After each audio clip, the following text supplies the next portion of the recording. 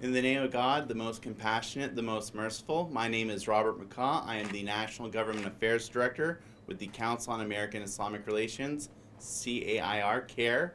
Thank you for coming here today. Today's news conference is in response to the Trump administration's expansion of the Muslim ban, which adds tens of millions of Muslims and more than 100 Muslims already banned from the United States, barring them. At 3 p.m. today, the Department of Homeland Security held a press briefing where senior officials announced the president has signed a presidential proclamation expanding the Muslim ban to Burma, Eritrea, Kyrgyzstan, Nigeria, Sudan, and Tanzania. On Burma, Eritrea, Kyrgyzstan, and Nigeria, restrictions will apply via immigration visas for those who are seeking to work or live in the United States. For Sudan and Tunisia, the restrictions are being placed on diversity visas. The order will take effect at 12:01 a.m. on February 22nd, in 21 days from now. Iran, Syria, Libya, Venezuela, North Korea, and Yemen and Somalia were already subject to the travel ban and remain so.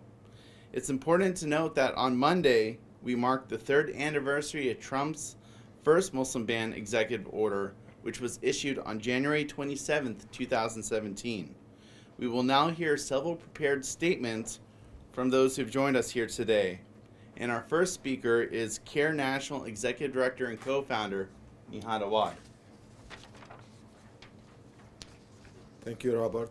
Good afternoon. Assalamu alaikum. Peace be to you. Today's announcement by the Trump administration is just a continuation of this administration's attacks on Muslims globally in the United States and people of color. At its core, it started as a Muslim ban and it remains a Muslim ban. By adding one or two non-Muslim countries, it's just a window dressing. The ban will continue to rupture the life of many innocent people. It will separate families of color. It will prevent students from coming to seek education. It will prevent families from attending weddings and funerals and other social events. It will prevent patients from those countries to seek medical care. It will not allow many people to conduct business in the United States. All these people will be prevented from coming to the United States only based on the way they pray and look. And that's the ultimate goal of this administration, a racist, Islamophobic, and white supremacist agenda. Trump has a lot of animus against Muslims and Africans. We have seen it in his campaign statements and in the first executive orders that he signed. And we continue to see similar statements as we have seen from his top advisors, from people who said Islam is a cancer to himself, Trump, when he said Islam hates us, and many other statements that always reveal his disdain to Muslims and people of color. People who are affected by this ban should contact an organization like CAIR, because we pledge to you to continue the fight in the courts and the courts of public opinion against this white supremacist agenda. It affects people, and at CAIR, we pledge to support you by continuing to do the legal fight against it. Thank you. Thank you very much. Our next speaker is the UndocuBlack Network co-director, Patrice Lawrence. Thank you and good afternoon. My name is Patrice Lawrence. I'm the co-director of the UndocuBlack Network. The UndocuBlack Network is a network of multi-generational Black and undocumented folks currently and formerly across the United States. This Muslim ban is a ban on Muslims of all kinds, of all creeds, and a more explicit version of the racism and xenophobia that this administration has propelled onto our communities since day one. The reasons keep changing, and that's because there's no honest reason except racism and xenophobia. Nowhere is that more evident than with the inclusion of these new countries in the Muslim ban. Of particular note is Eritrea, who has had a visa sanction on them since September of 2017. All visas that are under the B1, B2 category were excluded since then and have not been renewed for that country. Now, the administration announced today its ban on Myanmar, also known as Burma, Nigeria, Kyrgyzstan, Eritrea, Sudan, and Tanzania. The first few, Myanmar, Nigeria, Kyrgyzstan, and Eritrea, are a total ban on all immigrant visas as well as diversity visas. And the latter, Sudan and Tanzania, is a ban on the diversity visas. The diversity visa program has been propelled by the Trump administration several times for a very, very important reason.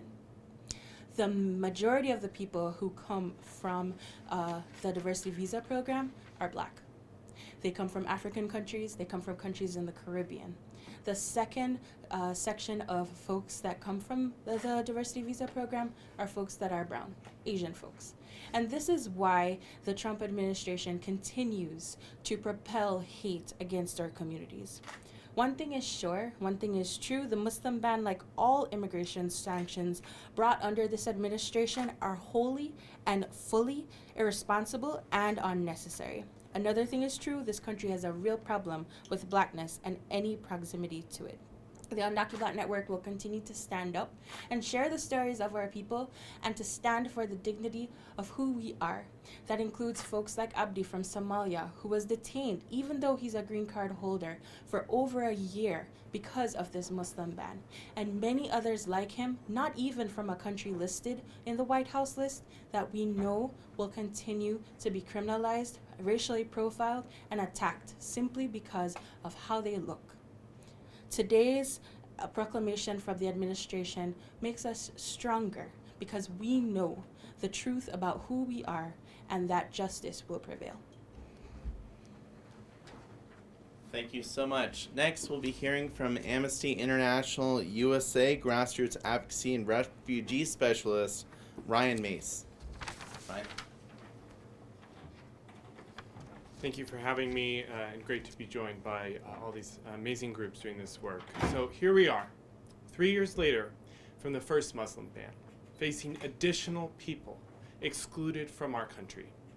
I want to stress that since the ban was first implemented by the Trump administration 3 years ago, we have seen families torn apart, a rise in anxiety and fear in Muslim communities, intolerable anti-Muslim hate crimes, and we have been ashamed to see people who should have been welcomed to the U.S.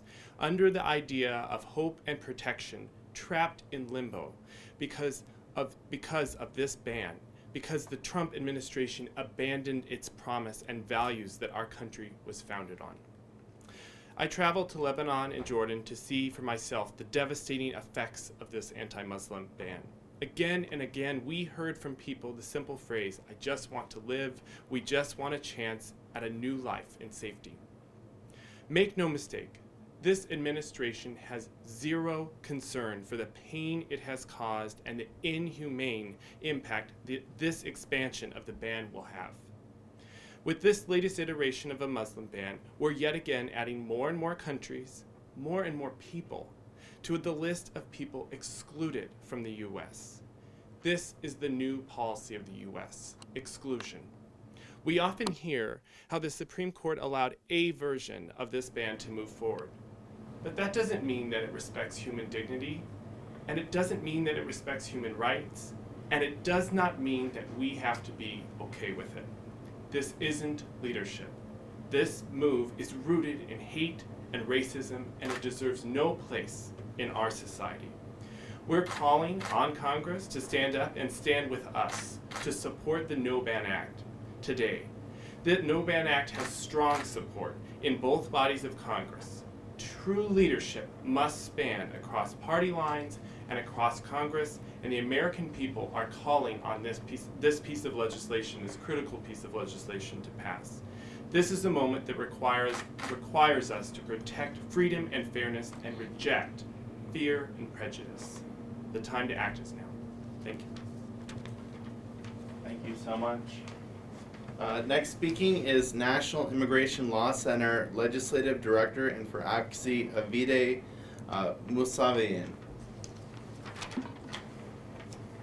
Good afternoon. Thanks everyone for being here. As Robert said, my name is Abide Musavian. I'm the Legislative Director at the National Immigration Law Center, where I've had the privilege of co-leading the No Muslim Ban Ever campaign with our partners at Advancing Justice Asian Law Caucus, CAIR San Francisco Bay Area, and Empower Change, and over 200 endorsing organizations.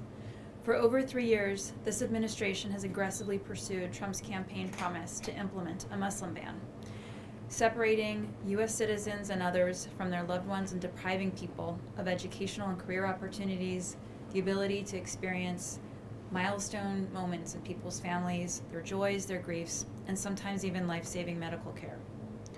The Trump administration's announcement today that it plans to expand the ban will mean more families will be separated, and that once again, Trump is abusing his authority and the power of the executive branch. This administration's clear intent all along has been to keep out as many people from Muslim-majority countries as possible, whether as refugees or based on their nationality. As with the ban currently in place, the fact that some of the newly banned countries are not Muslim majority doesn't hide or change the intent behind these bans all along, or the fact that in the end, the new ban is will most impact Muslims and Black immigrants out of everyone. This is an expansion of the Muslim ban, plain and simple. And this time there's a specific targeting of Black Muslims and African immigrants. Make no mistake, this iteration of the Muslim ban, like so many other policies from this administration, including the DHS wealth test that the Supreme Court allowed to go forward earlier this week, is bigoted, and it's rooted in a desire to exclude communities of color and people who aren't wealthy. In fact, the implementation date for this new ban goes into effect February 22nd, 2 days before the wealth test. The DHS rule goes into effect on February 24th. The timing of this announcement isn't a coincidence. Trump thinks this new ban will score him cheap political points with his base. But while this may all be a political game for him, we know that this causes harm to our communities. It's very real, and it's every day. We're here now to show our power in fighting back in our communities, the courts, and in Congress. In fact, just earlier this week, many of us were at the Fourth Circuit for a court hearing challenging the Muslim ban that's already in place. And early next month, in just a couple of weeks, Congress will be marking up, the No Ban Act, a bill that we support moving forward with all of its current provisions intact, and that would prevent future discriminatory bans like these from being allowed in the future. Thank you. Thank you so much. Next, we'll be hearing from the American Arab Anti-Discrimination Committee National Organizer, Janan Shabat. Janan? Good evening. Moments ago, President Trump signed a presidential proclamation adding additional countries to the racist and discriminatory Arab and Muslim ban. The decision by the Trump administration to add these additional countries makes it clear that they are bent on imposing immigration policies which limit the number of Arabs, Muslims, and Africans from entering this country. Through his proclamation, the following countries have been added: Burma, Eritrea, Kyrgyzstan, Nigeria, Tanzania, and Sudan. This is an extension of Trump's xenophobic agenda intended to inflict more harm on our communities. The expansion of the ban will have an immediate impact on tens of thousands of U.S. citizens wishing to unite with their family members, and Trump's racist policies extend beyond the Arab and Muslim ban, as we have seen. Family separation at the borders, increased detentions, and cuts to benefits to low-income communities are all indications he is trying to pose hardship on Black and brown communities here and abroad. The extension of the ban, as they said, will go into effect on February 22nd. The ban does not apply to legal permanent residents or U.S. citizens. ADC will be following up with additional information on the extended ban list and the impact on each country, and we will continue to work with our coalition partners to make sure that we fight this negative rhetoric that the president has been pushing forward. Thank you so much, Janan. Next, we'll be hearing from Muslim Advocate Staff Attorney Nimra Azmi. Good afternoon. My name is Nimra Azmi and I'm a staff attorney at Muslim Advocates. At Muslim Advocates, I serve as a lawyer for the families separated by the Muslim ban, for the mothers and fathers, brothers and sisters, husbands and wives. I remember the first Muslim ban. I remember the chaos at the airports, the stranded travelers. I also remember the president on the campaign trail vowing that he would ban all Muslims from entering this country. And today, almost 3 years to the day of the first Muslim ban, the president has signed a proclamation to extend the Muslim ban. The new proclamation will cover Nigeria, Sudan, Kyrgyzstan, Tanzania, Eritrea, and Burma, in addition to the 7 countries in the current Muslim ban. Most of these new countries are either Muslim majority or have significant Muslim populations. Over half of these countries are in Africa. And we know how the president feels about African countries and African immigrants. Which is to say that this ban continues to be anti-Muslim. The ban continues to be racist. The ban continues to be unconstitutional. The ban continues to be a part and parcel of this administration's policy of separating families, upholding white supremacy, and blocking immigration from non-white countries. The administration will say that this Muslim ban is to protect national security. Nothing can be further from the truth. The president's own statements make clear that the Muslim ban is a tool of exclusion, a tool of religious and racial bigotry. And just as the president used anti-black, anti-immigrant, anti-Muslim sentiment on the last campaign trail, he's dipping into that same old playbook again. In the face of all of this, Muslim advocates and our allies will continue to challenge the Muslim ban every step of the way. We will continue to challenge it in the courts. We will continue to challenge it in Congress through the No Ban Act. And we will continue to fight for the innocent families whose lives are turned upside down by this administration's unabashed bigotry and white supremacy. Thank you. Thank you so much. And our final speaker is Emgage Deputy National Organizing Director Aisha Ahmed. Good evening, my name is Aisha Ahmed, I'm with Emgage Action. Total and complete shutdown of Muslims entering are the direct words of President Donald Trump, promised 5 years ago, implemented 3 years ago, and hours ago expanded. It is with continued disappointment that this administration has decided to expand rather than end these dangerous and irresponsible policies to divide communities under the guise of national security. These communities and these families, like yours and mine, are simply looking to build happy and healthy lives, pursue a better education, and provide for their loved ones. If the foundation is established on anti-Muslim sentiment, and the architect has built the infrastructure based on the same sentiment, how can the additions claim to stand separate of any discriminatory intent? In the year of 2020, the American people have already seen many campaigns, but this campaign of white nationalism should close its chapter here. Emgage Action calls for the total and complete shutdown of the administration's xenophobic policies, and Congress can help us take the first step today by passing the No Ban Act. Thank you. Thank you so much. So with that, we're now going to conclude our press conference. I want to thank all the esteemed speakers for joining us. They will be available to press for one-on-one questions. So with that, we conclude. Thank you.